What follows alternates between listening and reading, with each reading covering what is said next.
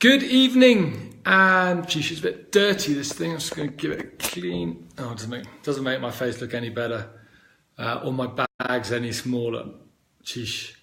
That's one thing when you look at these things, you actually have to look at yourself, which isn't much fun. But anyway, good evening, and welcome to Tetrakey TV, hosted by Facebook Live. My name is Mark Hopkins. You may call me Mark. I will at some point share more of my nicknames. They're all quite polite. Get called Gandalf by hockey people. Anyway, this is number 179. Performance acceleration conversations that Rob and I are giving you in 2017. Before we go on to our topic tonight, which is connecting with something greater than results. For those of you who are entrepreneurs, for those of you who have your own businesses, for those of you who are dynamic, there is something amazing about building a business and working in a business, your own business. Especially when you do it with a business partner. So as you well know, Rob is working very hard in the States at the moment. Currently fast asleep, I think. Now, what time is it now? I think he's awake, actually. Why isn't he doing Facebook Lives? Anyway, I think he's working at the moment in a symposium. But what's phenomenal is the opportunity to bounce ideas off each other, to challenge each other. Rob and I have got differences of opinion at the moment on stuff. And it's blooming exciting. It's great to have differences of opinion because arguing's not the wrong word, debating's not the right words. We're in dialogue about certain decisions and paths that we need to take. And the great thing is there's no right or wrong. Sorry, jeepers. It's been a tough few days. I have a philosophy and a belief that you just become less wrong. All history does is history, or the future, whatever happens in the future is just going to prove what we did or what we knew and what we didn't know is right or wrong. But when they're at that point as well, they're going to be exactly the same place as we are. They're just going to be less wrong about the stuff that we know today, tomorrow. So they'll be less wrong about the stuff we know today, tomorrow. That's all the difference is. So it's just fantastic. I love it.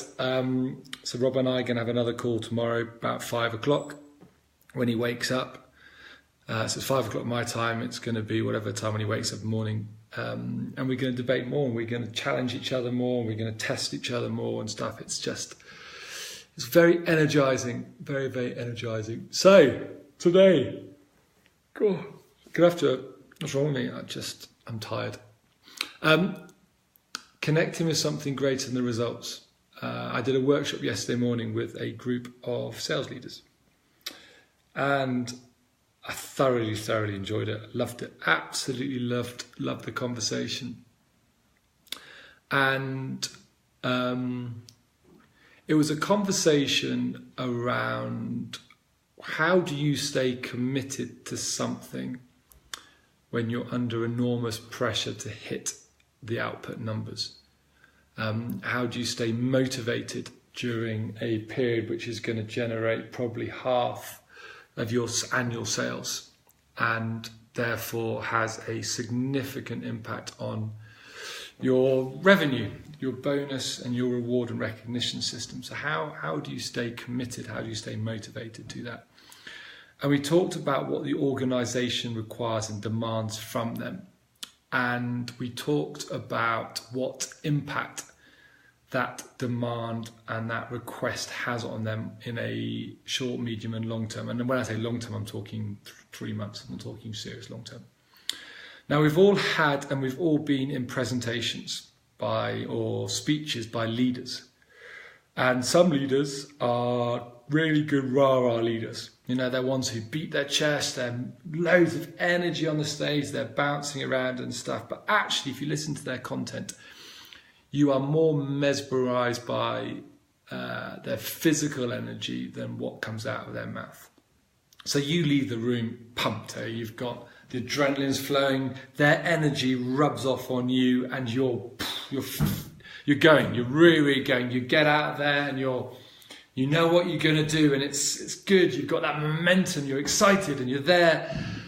And then 2 days later, you're flat as a pancake. All that energy, that charisma from that leader, that charisma from that speech is gone. It's gone because you've hit your first roadblock. You've hit your first challenge, and what you thought were the foundations of your commitment and your motivation were actually pretty brittle. They were someone else's motivation. They were someone else's energy. They're not yours.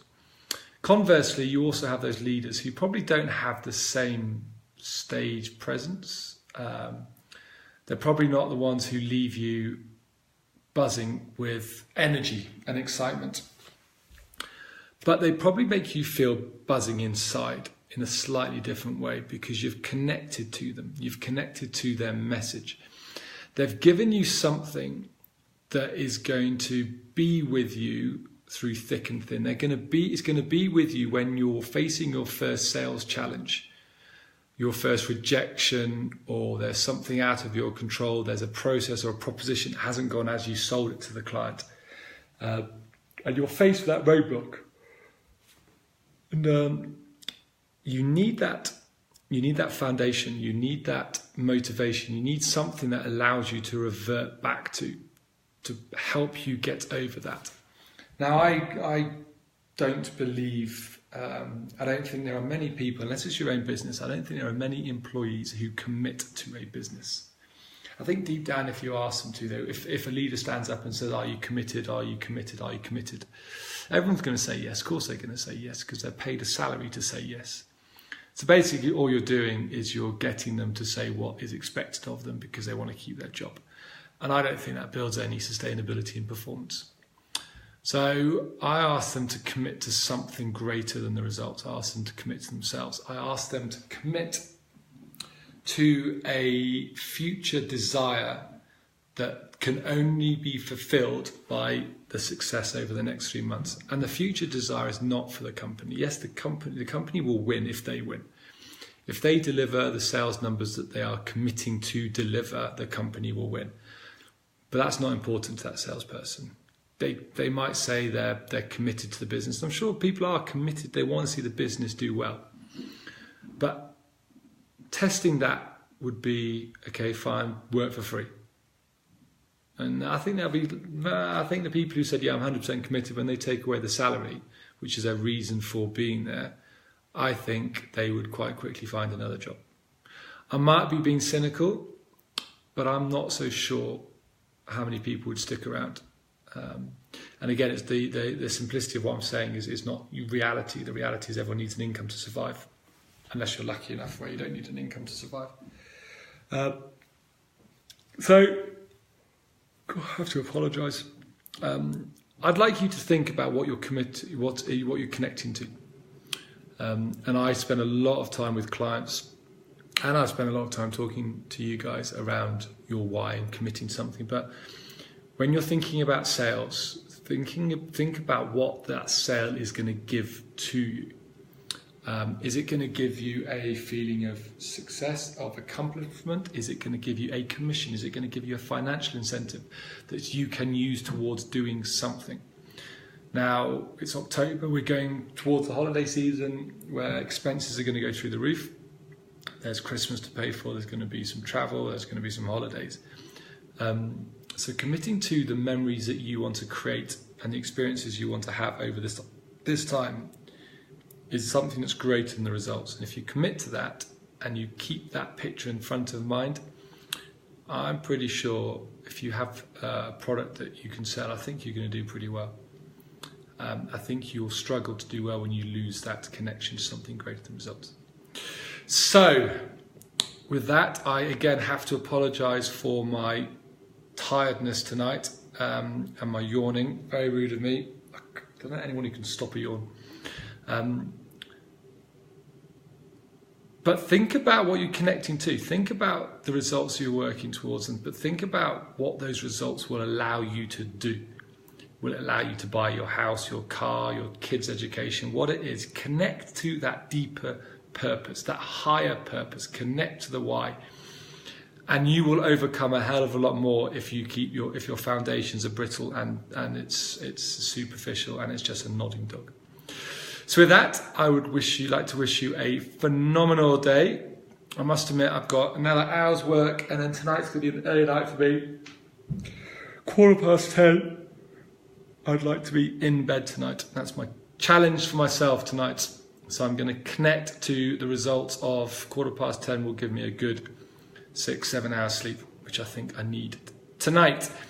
But with that, I am going to bid you adios, and I am very excited to speak to you all tomorrow night. And tomorrow night, I think, what do I think? Tomorrow night, I'm running another session for a group of sales managers. So I've got a feeling, and it is it's around the question of what are you a part of? So that's what I'm taking them through tomorrow. So I might tell you how that goes, what I might do, we'll see. I might give you a little insight in terms of how I work, how I operate in working with sales managers. Let me see how things go tomorrow. And then Friday, I'm very excited. I think I'm running a session for about 100, 150 people, which I'm really excited about. I love those opportunities of sharing some thoughts and feelings. So that's Friday, and seeing another 2 clients on Friday, which again is really exciting to see how they've progressed during the week. So with that, I'm going to say good night. And again, I'm very, very apologetic for my sleepy, my brain's not asleep, my eyes are tired and yawning. So with that, I wish you a phenomenal day. Bye-bye.